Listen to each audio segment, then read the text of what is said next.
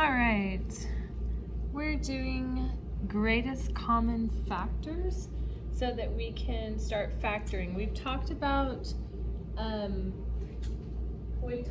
adding like terms, we've talked about multiplying terms. Now factoring is a way to divide terms. All right, so when we factor, when we want the greatest common factor, we're gonna factor 24 and we're gonna factor 36. So when we factor 24, factor means what things will multiply to get to 24. Well, I have 1 and 24. 2 can go into 24 12 times, 3 can go in 8 times, 4 can go in 6 times, 5 can't go in, 6 can go in 4 times. Okay, once the numbers start repeating, then I'm done. So then they put them in order from least to greatest. 1, 2, 3, 4, 6, 8, 12, and 24. All right, now I'm gonna do the same thing with 36. So I'm gonna list them. 1 and 36, 2 and 18, 3 and 12, 9 and 4, and 6 times 6. All right, and then they listed these from least to greatest. So my common factors were 1, 1's on both, 2, 3, 4, 6, and 12. All right, the greatest common factor is, what is the biggest common factor? Well, it's 12. All right, so this is how I used to have to do it. But if you go into Desmos and you type in GCF, and then in parentheses put 24, comma 36, you just list out the numbers that you want to find the greatest common factor for, it will just pop up the number 12. It will say the greatest common factor of those two numbers is 12. Okay, so you can actually bypass all of this and all of this, and you can just go into Desmos and type in GCF, doesn't matter if it's capitalized or lowercase, and in parentheses just list the numbers that you want. All right, what if we don't have any numbers? What if we have letters? All right, if I wanted to take out x's from both of these sets, what is the most x's I could take out from both? Okay, well, I could take out 3 here, so the most I can take out here is also 3. So the most I can take out of both, the most number of x's that both of them have is the smaller power. So x to the 3. I can take out 3 x's from both. All right, so in your Desmos calculator, I want you to do these problems. So you're gonna do GCF parentheses 26 comma 10. Tell me what number you get. Do the same thing with 2 and 3. Okay, I'm not gonna give you the answers. I want you to find the answers for those. So pause the video and find the answers.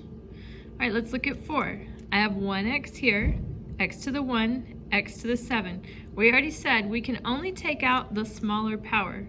So I can only pull 1x out of both of these. Okay, I can't pull any more than 1x out of both because I don't have more than 1x to pull here. All right, I have x to the 4 and x to the 3. The smallest power is the one that I can pull out of both. I can pull 3 x's out of this one, and I can pull 3 x's out of that one. All right, this one I need to find my greatest common factor by using my numbers in Desmos. Okay, and then when I plug that in and find my greatest common factor is 3, now I have x to the 3rd and I have x squared. I can pull out my smallest power. My smallest power is x squared. All right, let's look at number 7. Find the greatest common factor between 12 and 18. Okay, that's 6. And then I'm going to take my smallest exponent. Well, they're both the same, so I can take out an x squared. All right, on this one, if I do my GCF with 6, my biggest number I can take out is 6. Okay, with x, I can take out my smallest exponent, so I can take out x squared. With y, I can also take out my smallest exponent, so I can only take out one y. All right, let's look at what is the GCF between 12 and 18. So here's how we're going to use this in algebra. I have a binomial. Remember, bi just means two terms. So this has one term, two term. And I want to know, what can I factor out? So I'm going to factor out the number first. If I put GCF parenthesis 12, 18 in my calculator, I just list the numbers and ask Desmos what's the greatest common factor. It tells me 6. Okay, and then I have an x to the third and an x squared. I'm going to use my smallest exponent. I can take x squared out of both of them. So my greatest common factor is 6x squared. All right, so that is going to go on the outside of the parenthesis. I'm going to pull 6x squared out. And when I do, I'm going to divide each term by that and see what's left in.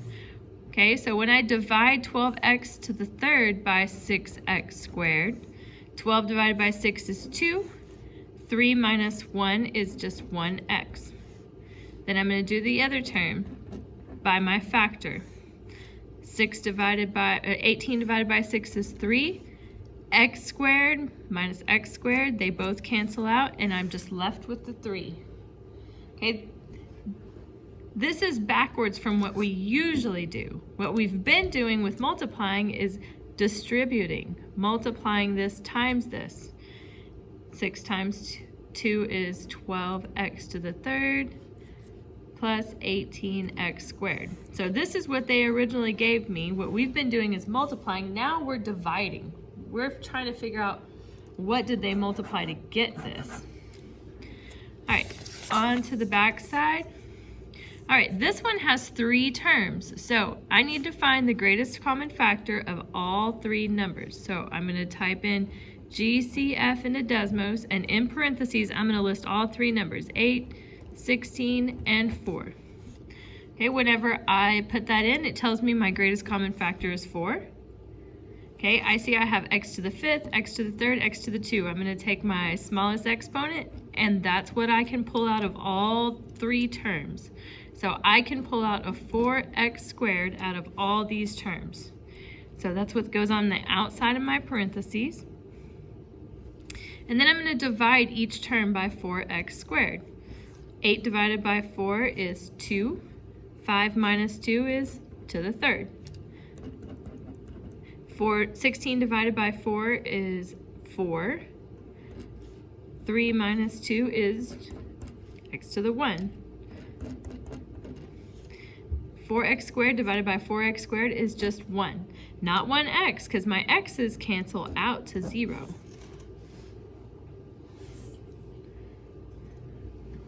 Anything to the power of 0 is just 1. All right, on number 9, I want to know, what can I pull out of these? Well, I can pull a 5 out. I can't pull an x because I don't have an x on this one. So when I pull a 5 out, I'm going to divide by 5. That leaves me with 1x. Divide this by 5, and that equals 2. All right, if I graph this and I graph this, they will be equivalent. Okay, so I can always check, did I do it right by graphing my original problem and my answer and seeing if they are equivalent graphs. That means the same. All right, so 6 and 4, I can take out a 2, and my smallest exponent is 1x, so I can take a 2x out of both of these. So if I divide by 2x, 6 divided by 2 is 3. 2 minus 1 is 1x. If I divide 4x by 2x, then 4 divided by 2 is 2. X to the 1 minus x to the 1 is x to the 0, and they cancel out. All right, so you're going to do, you can skip 11. You're going to do 12, 13, and 14 on your own.